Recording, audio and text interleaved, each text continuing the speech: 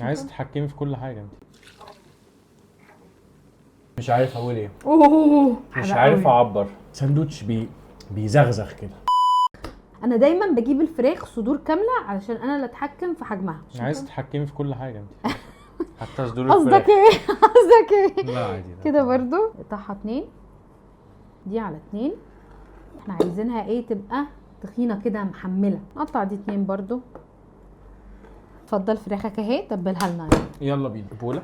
قبل ما انت ما تعمل التتبيله انا هعمل بطاطس كرينكل من بطاطس مسكره. ملح، فلفل اسود، توم باودر، بصل باودر، بابريكا. انا قلت اللي فاتت بابريكا. يبقى شطه. قول شطه قول شطه. مش هتفرق يعني. كلها حمر يعني. انا لو حطيت اي حاجه يعني. شطه. ممكن نستخدم لبن رايب او لبن عادي. بيضه. ما حطيتش ملح كتير عشان اعمل حسابي ان انا هستخدم ميه مخلل. الخل على اللبن بيعمل نفس مفعول اللبن الرايب، وفي نفس الوقت الخل اللي احنا حطيناه من ميه المخلل ده علشان خاطر يدي طعم كده صور بدل ما تحطه هوت صوص. معلقه دقيق كبيره. بصوا ده القوام اللي انا عايزه. عايز الستريبس تطلع شايله كده من التتبيله اللي احنا عملناها. الموضوع ده بيختصر خطوات كتير جدا. هتلاقوا بقى الناس جايبه الفراخ لوحدها والبيض لوحده. فككم الكلام ده كله، اعملوا زي كده بالظبط. ممكن نسيبها 3 أو 4 ساعات، ممكن نسيبها يوم كامل، ممكن نستخدمها في نص ساعه زي ما انا هعمل كده. غسلت البطاطس، هبدا بقى ايه اقطعها بدي اللي بتطلع بطاطس كرينكل، السكينه اللي هي فيها تعريجه كده دي. انا ما بحبهاش تخينه قوي، بحبها متوسطه. بعد كده التقطيعه التانية عشان تبقى صوابع بتقصوها عكس، يعني هي لو مشرشره كده بتعملوها كده وتقصوا كده او تقطعوا يعني. وده كده شكل البطاطس بعد ما قطعتها كلها. غسلت البطاطس كويس. دلوقتي هحط عليها من غير اي حاجه، ولا تبلتها ولا عملت فيها اي حاجه، هحط عليها نشا. هعملها بقى ايه في النشا كويس قوي. هعدل بقى عليا بقى طبعا عشان هي يعني وصفتك يعني.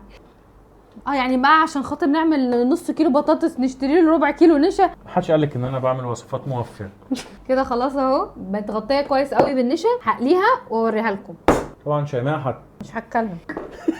عادي يا شيمو. قشطه يعني. نشا النسبه لو سمحت. يعني لو هحط 10 معالق دقيق هحط معلقه نشا واحده. لو زودت نشا هتطلع عامله زي الجبس كده. فرخت لينا. عارفين الكراست لما تبقى ماسكه كده اكنكم عملتوها باسمنت. ركزي معايا. انا معاك والله. اوكي. هتبل الدقيق ده بملح. ايه ثانيه واحده، انت ما حطيتش اخر المكون اللي انا لسه حاطاه لك دلوقتي يا ابني. انت يا ابني بتشرب ايه يا ابني؟ يا ابني بتشرب ايه يا ابني؟ اصل انا متعود ابدا بالملح. ما انا هحطه بس ملح ماشي. ايه؟ لا ما هو ده مش مكون، ده مش توابل. بيكنج باودر يا جماعه. كنت عايز اعملها لكم مفاجاه بس هي حرقتها. ملح، توم بودره، بصل بودره، بابريكا، شطه، شويه MSG او ملح صيني، ونقلب الكلام ده كويس. هجيب الفراخ،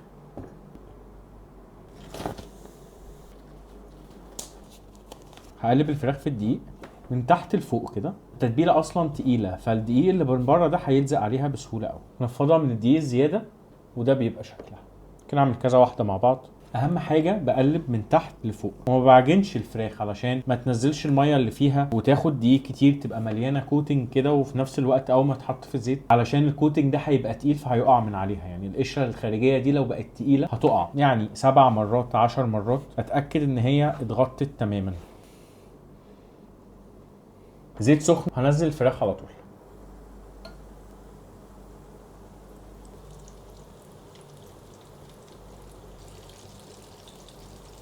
مش هقلبها غير لما تكون اخدت لون. واو شكلها حلو قوي. كده الفراخ استوت. هي اخدت 12 دقيقة وده بقى لونها.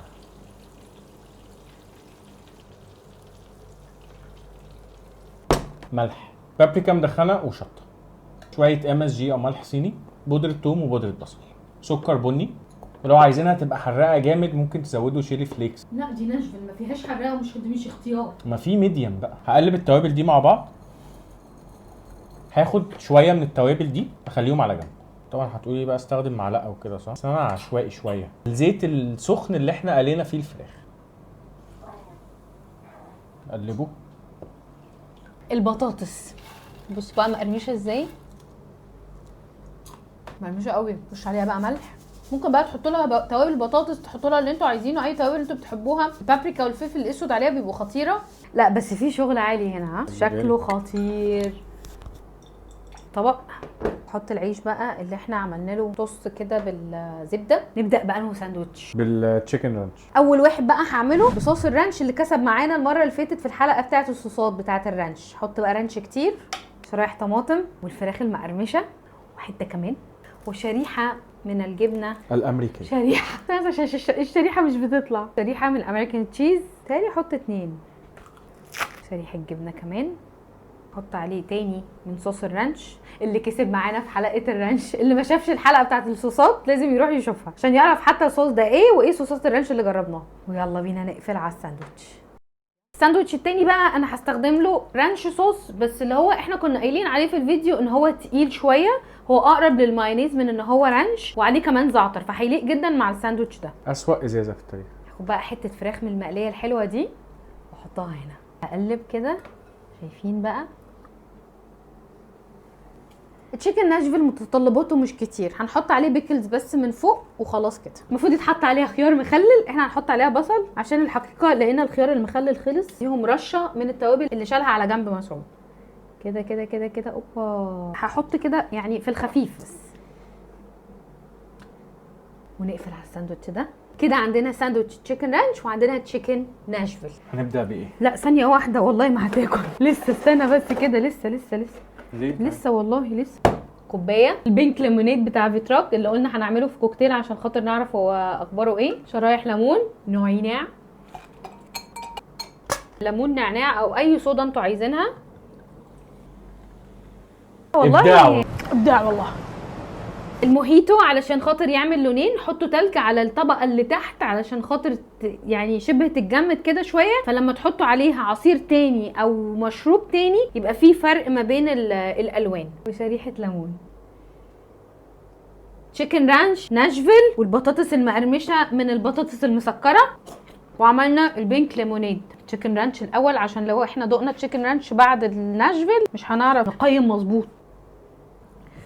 بسم الله. قطمه كمان. هو ازاي حلو كده؟ خطير. احنا جربنا 5 اماكن تشيكن رانش، ده احلى واحد فيهم.